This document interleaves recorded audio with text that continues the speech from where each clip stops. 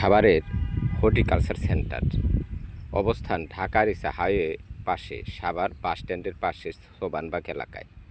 আয়তন প্রায় 921 একর জুড়ে প্রতিষ্ঠিত এই কেন্দ্র প্রতিষ্ঠা 1972 সালে গ্রাফটেড ও অন্যান্য নাম প্রজাতির চারা সরবরাহ করে আসছে।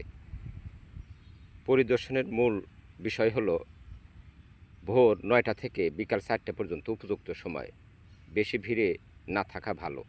বৃষ্টির পরে স্যাঁতসেঁতে জায়গায় চলাচলে সতর্ক থাকা জরুরি।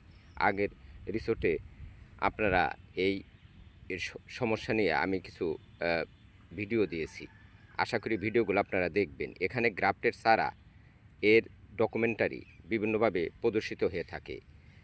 গ্রাফটেড যেমন ডকুমেন্ট রুম বা ভুটান পিঙ্ক, জ্যাকফ্রুট, মাল্টা, অরেঞ্জ পাওয়া যেত, কিন্তু আধিপত্য ও মাদার কিছুটা ক্ষতিগ্রস্ত হওয়ার কারণে এখানে এখন নতুন কিছু উদ্ভাবন যোগ হয়েছে, যেমন কোকো চাষ, চকলেটিং, এসব ব্যাপারে এখানে সেবা দেওয়া হচ্ছে।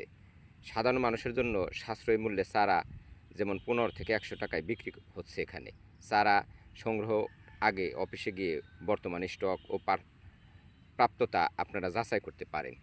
কেন্দ্র কৃষকের জন্য প্রদর্শনী ও প্রশিক্ষণের আয়োজন করে থাকে, যেমন উদ্বোধনী উদ্ভিদ পরিচর্যার টিস্যু কালচার, অপূর্ব সত্য টিস্যু কালচার ল্যাবসহ অত্যাধুনিক প্রযুক্তি ব্যবহার করে রোগমুক্ত চারা উৎপাদন করা হয়। এখানে যোগাযোগের ক্ষেত্রে আপনারা পরিষ্কার পরিচ্ছন্নতা অবলম্বন করতে পারেন।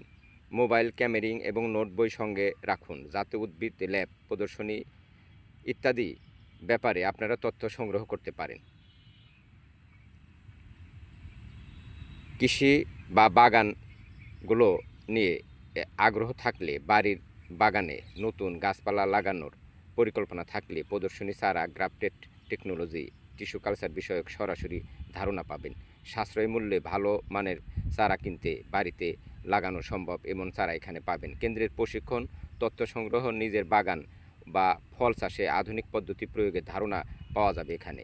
সাভারের এই হর্টিকালচার সেন্টারটি প্রাকৃতিক সৌন্দর্য ও উদ্ভিদ প্রযুক্তির এক বিশাল সমন্বয় ঘটিয়েছে। তাই আসুন আপনারা এই মাশরুম হর্টিকালচার আপনারা ভিজিট করুন এবং বিভিন্ন প্রজাতির সাভার হর্টিকালচারে আপনি ঠিকমতো প্রস্তুতি নিয়ে গেলে 3 মিনিটে আপনি অনেক কিছু শিখতে পারবেন। দেখার সুযোগ আছে, ভিজিট করে আপনার বাগান ও কৃষি ভাবনার নতুন দিগন্ত খুলে দিতে পারেন। আপনার আরও কোনো কিছু জানতে থাকলে আপনি জানিয়ে